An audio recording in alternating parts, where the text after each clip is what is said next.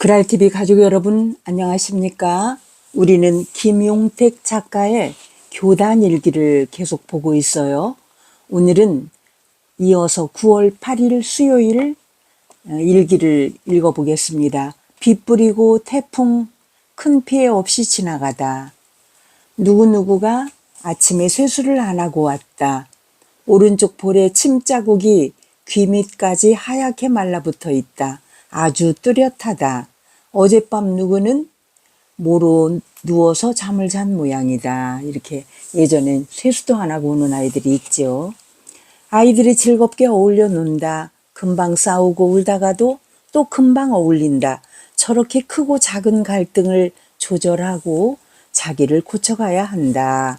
자기를 죽이고 나를 다른 사람과 세상에 맞춰야 한다. 그게 사회다.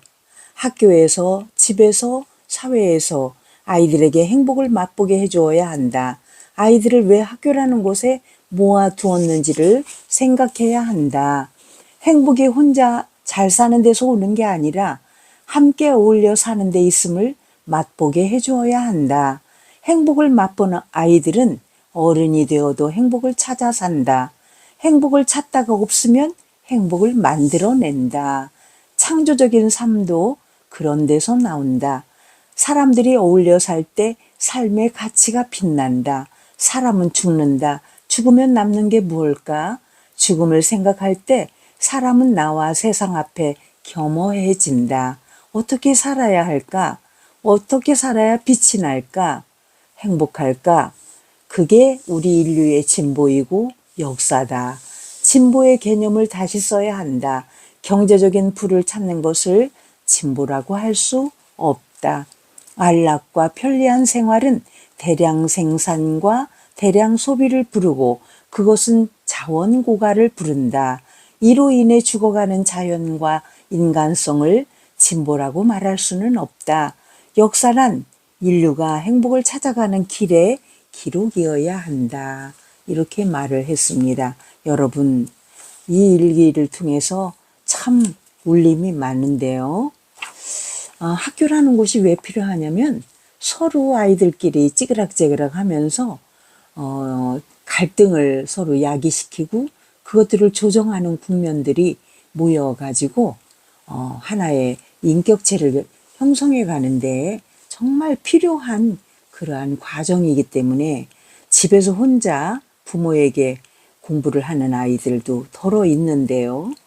그거보다는 이렇게 아이들과 함께 어울려 있는 것이 우리가 살아야 할 세상도 혼자 사는 세상이 아니기 때문에 굉장히 필요한 작업이다. 학교라는 사회가. 자, 9월 9일 목요일 일기를 또 봅니다. 흐림. 종현이가 배가 아파 조퇴했다. 종현이 아버지에게 전화해서 데려가라고 했더니 나한테 말도 안 하고 운동장에 나가 있던 종현이를 싣고 붕 가버렸다. 종현이 아버지도 고모도 내가 가르쳤다. 차 뒷공무니를 바라보니 욕이 절로 나온다. 썩을 놈. 얼굴 좀 보고 가면 안 되냐? 그 종현이 아버지도 제자인 거죠. 예영이가 사흘째 일기를 안 써왔다. 예전엔 일기 안 쓰는 게 아주 큰일이었어요. 얼굴색 하나 안 변하고 아주 늠름하다. 한 대 꽉 때려주고 싶을 정도로 늠름하다. 현수 어머니가 다녀가셨다. 요즘 현수 학습 태도가 어떤지 알고 싶어 하신다. 참 차분하고 점잖고 조심스러워하는 분이다. 아이들을 보는 눈이 바른이라는 느낌을 받았다. 많은 어머니들이 내게 전화를 걸어온다. 대개 자기 아이에게 문제가 있다는 전화다. 그러면 나는 이렇게 말한다. 대단히 죄송하지만 혹시 어머니 자신에게는 문제가 없는지 2시간만 생각해 보시고 그래도 아이에게 문제가 있다고 생각하시면 전화를 주세요. 전화를 끊은 후엔 전화 생각은 완전히 잊는다. 지금까지 그 어떤 어머니도 다시 전화를 하지 않았기 때문이다. 다시 말해서 어머니들을 반성하게 만드는 거네요. 아니면 학교에 문제가 있었거나 그도 아니면 우리 사회에 문제가 있는 것이다. 다시 생각해 보면 어린이들에게 문제가 없다면 진짜 큰일이다.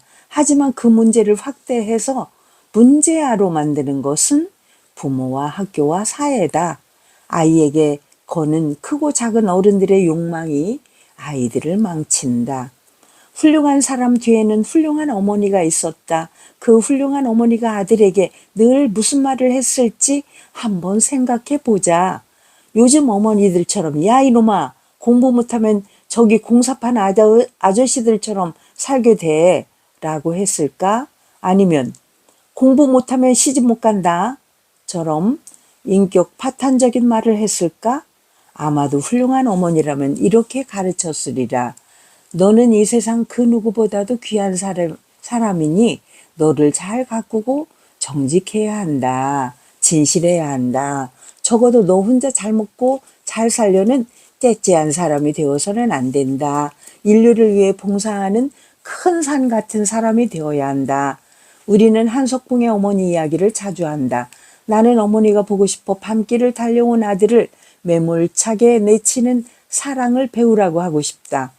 사랑을 베풀고 사랑을 거둘 줄 모르는 사람들은 자식을 자신의 소유물로 생각한다. 아이는 인류의 자산이라는 생각을 해야 한다. 내 자식인 동시에 우리 인류의 아들, 딸이다. 아이들을 너무 감싸고 들지 말자.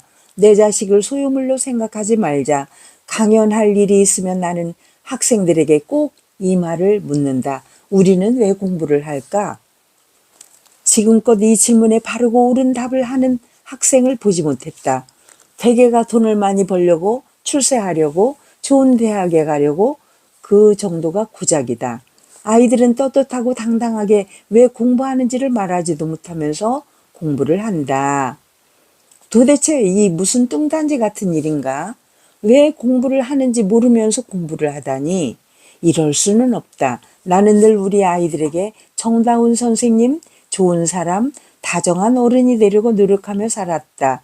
부모 노릇도 그러해야 하리라 믿는다. 나는 아들, 딸을 대학 보내 졸업시키고 시집 장가까지 보낸 어머니가 이 땅의 대통령이 한번 되어야 한다는 생각을 할 때가 있다. 아이 하나 대학 보내고 졸업시켜 결혼시키고 나면 그 어머니는 이 땅의 정치, 경제, 사회, 교육, 문화의 도가 트일 거라는 생각 때문이다. 이 땅에서 자식 키우기가 얼마나 힘이 드는가. 세계에서 몇 번째로 출산율이 낮다는 것 우리 모두 다시 반성해야 할 일이다.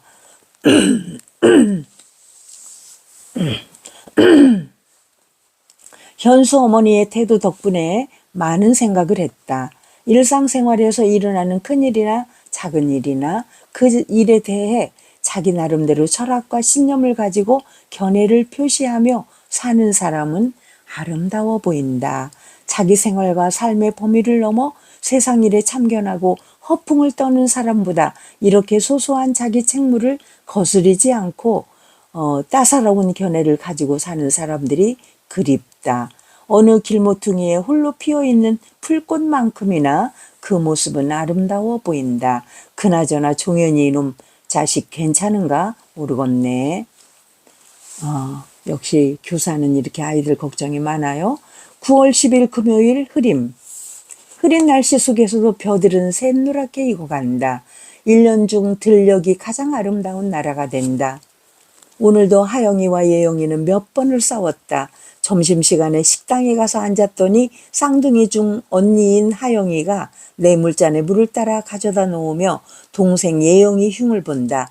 예영이는요 집에 가면요 만날 엄마랑 나한테 어리광을 부려요. 그래 진짜 웃긴다. 만날 널 패면서 진짜 미워 죽겠어요.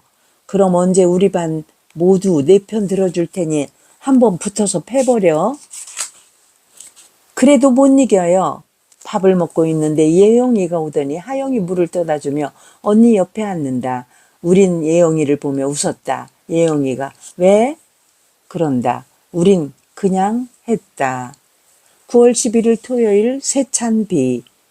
벼들이 노랗게 비를 맞았다. 학교 수도가 옆 소나무 예쁘고 큰 거미줄에 빗방울이 방울방울 하얗게 맺혀 있다. 마음이 산뜻해진다. 성스럽기까지 하다. 자연이다. 오늘 아침 누가 세수 안 하고 이빨 안 닦아서 냄새가 난다고 현빈이가 청소하면서 큰 소리로 외쳤다. 이런 저번에도 세수 안 해서 뚜렷한 침자국이 공개됐잖아. 비가 참 잘 온다. 빗소리가 음악소리처럼 들린다. 맨 땅에 떨어지는 빗소리. 그렇지. 저 소리는 나뭇잎에 떨어지는 빗소리. 그래. 저 소리는 물 고인 곳에 떨어지는 빗소리. 빗소리를 오래오래 듣는다. 참 좋네. 빗소리에 이따금 고개 돌려 산과 숲에 내리는 푸른 빗줄기도 바라본다. 빗소리 속에서 들려오는 또랑또랑 아이들 책 읽는 소리. 김용택의 교단일기를 지금 읽고 있어요. 비 온다. 연일 비 오네. 비 그만와도 되는데 9월 13일 월요일 일기예요. 이렇게 비 날씨 표시를 이렇게 또 재미있게 했습니다. 다은이가 교실에 들어서는 나를 보더니 선생님 머리 깎았네 한다. 여우다. 다은이 눈이 참 예쁘다. 중국 영화배우 짱쯔이 좀 닮았다. 나는 짱쯔이를 좋아한다. 공부 시간에 구급차 지나가는 사이렌 소리가 들려 내다보았더니 군인들 실은 군용차가 100대도 넘게 지나간다. 나에게 진실하고 정직하면 두려움은 없다. 불멸이다. 큰 사람은 너그러운 사람이다. 자유스러운 사람이다. 이렇게 여기까지만 읽겠습니다. 여러분, 김용택의 교단일기를 지금 읽고 있는데요. 날마다 감동입니다. 저는 이 일기 몇 편을 읽으면서 저의 옛날 학교 개직 시절을 떠올리기도 하지만 저를 스쳐 지나간 수많은 저의 제자들이 하나하나 떠오르기도 해요. 그래서 이 책 속에 나오는 아이들이 마치 나의 제자아이들 같아서 정말 실감나게 지금 읽고 있습니다. 여러분, 김용택 작가가 그냥 작가가 된 게 아니죠. 이렇게 일기를 쓰면서 자기의 필력을 계속 길러가고 있었던 거지요. 글도 예사롭지가 않잖아요. 그래서 나중에 아주 훌륭한 작가가 되는 거죠. 여러분, 일기 쓰셨나요? 잠자리 들기 전에 일기 쓰시기 바랍니다. 그랄TV 윤석희였습니다. 구독, 좋아요 눌러주세요. 감사합니다.